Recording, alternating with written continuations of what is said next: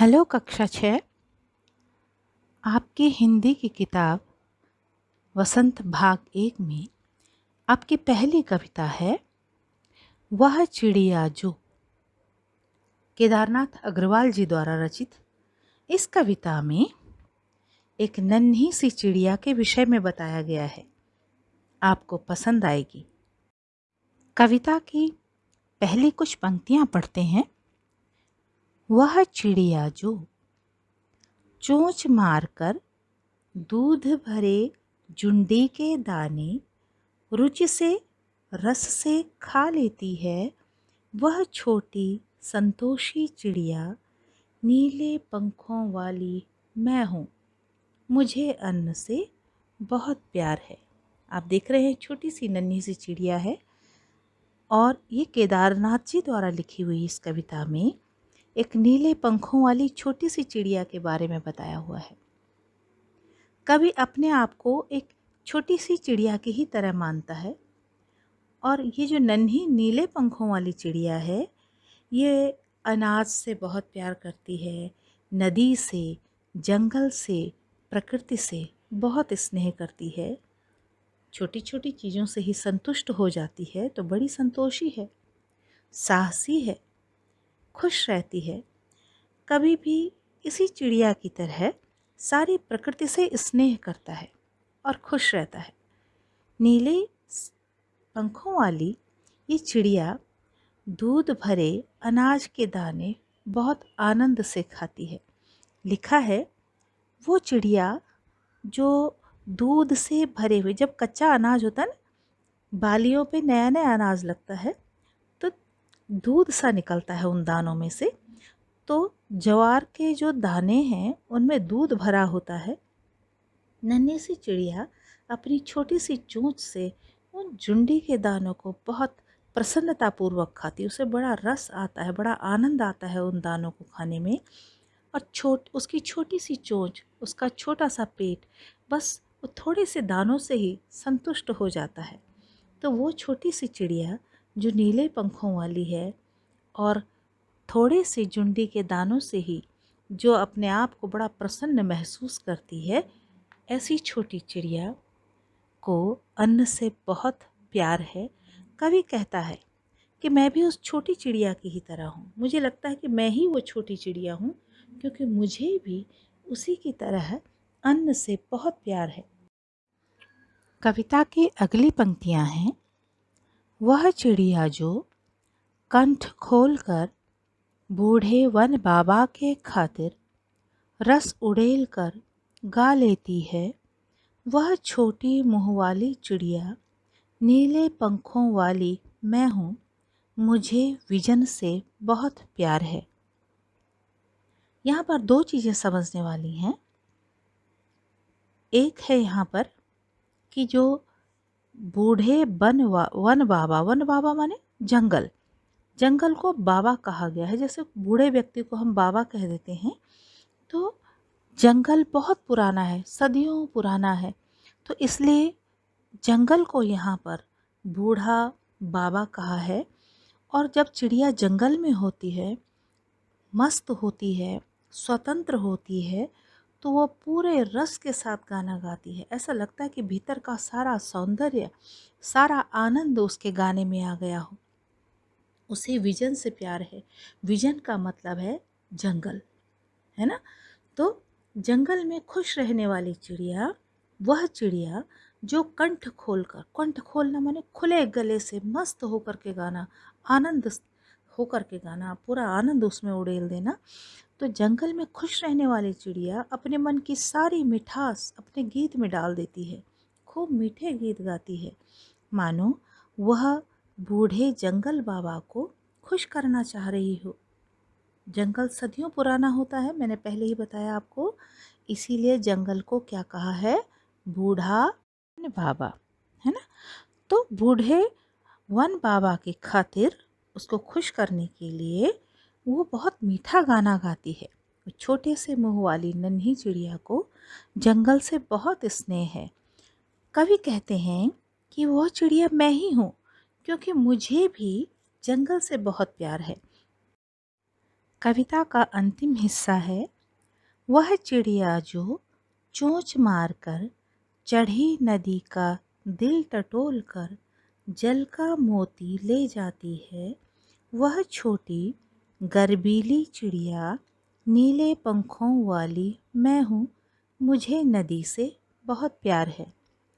जो नन्ही सी चिड़िया है वो सामान्य नदी ही नहीं, बल्कि अगर नदी में बाढ़ हो, नदी में पानी बहुत ज़्यादा भरा हुआ हो, तब भी अपने साहस के बल पर वो उस नदी के जल में से अपने लायक नन्ही बूंदों को ग्रहण कर लेती है, अपनी प्यास बुझाती है।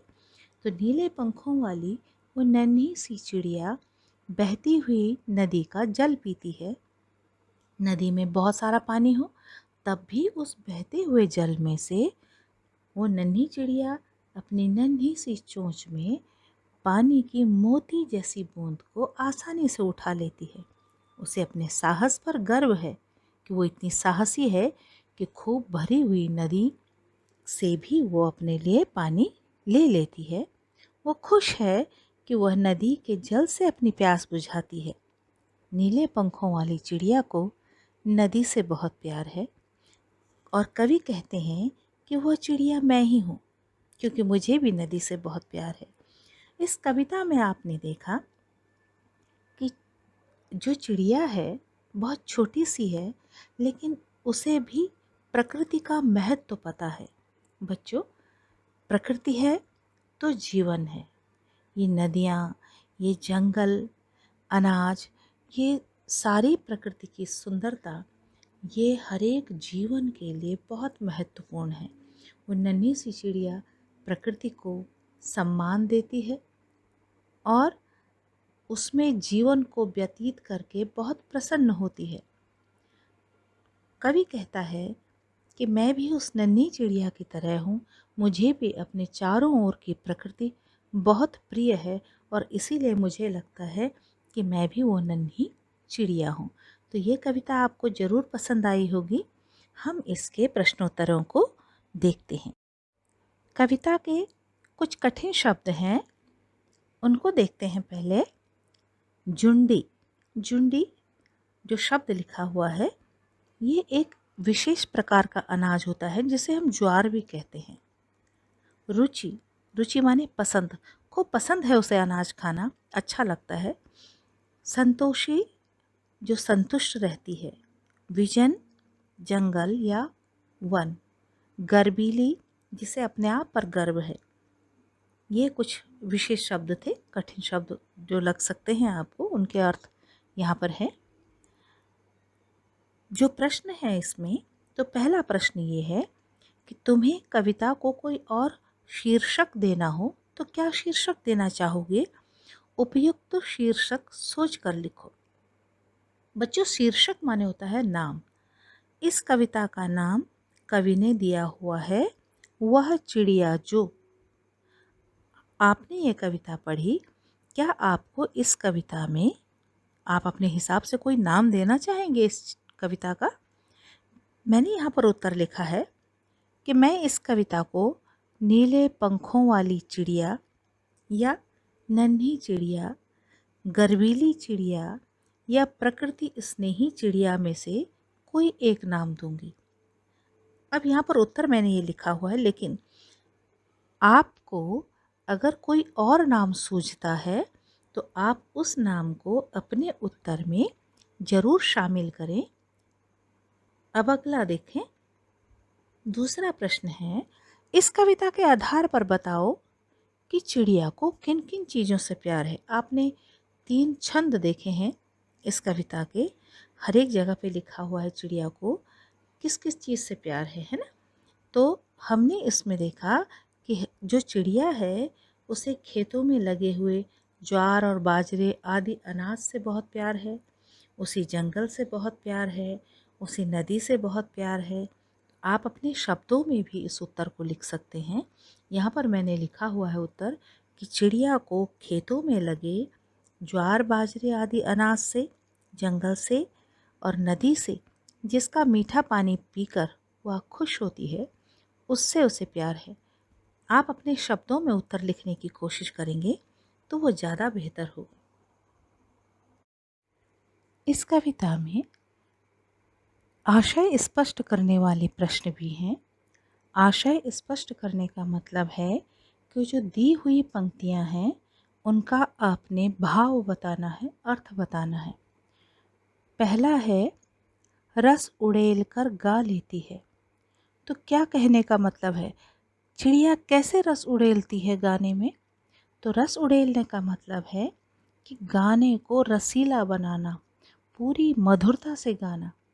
जब चिड़िया प्रकृति को देख कर के बहुत खुश होती है, जंगल में जा कर के उसको देख कर के मानो वो जंगल के उस बाबा को खुश करने के लिए अपने हृदय की जितनी भी मधुरता होती है उस मधुरता को अपने गीत में उड़ेल देती है।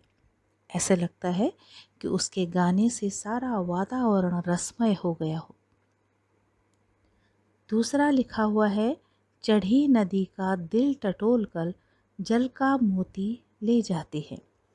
अब चढ़ी नदी का मतलब होता है जब नदी में बहुत सारा पानी हो, दिल टटोलना, उसकी थाह लेना, उसकी गहराई को महसूस करना। जल का मोती, पानी मोती की तरह मूल्यवान है और जब वो छोटी सी चिड़िया उस पानी को अपनी चोंच में लेती है तो वो बिल्कुल मोती की ही तरह मूल्यवान है, प्राण देता है पानी। इसीलिए इन पंक्तियों का आशय है कि जो नन्ही सी चिड़िया है वो सामान्य रूप से बहने वाली नदी का ही जल नहीं लेती, बल्कि जो चढ़ी हुई नदी होती है, उफान मारने वाली नदी होती है, ज़्यादा जल राशि वाली नदी होती है, उसमें से भी उसकी गहराई को टटोलते हुए, अथाह जल राशि का ध्यान रखते हुए अपने लिए उसमें से ऐसे ही जल के बूंद को ले लेती है जैसे कि उसने एक मूल्यवान मोती चुना हो।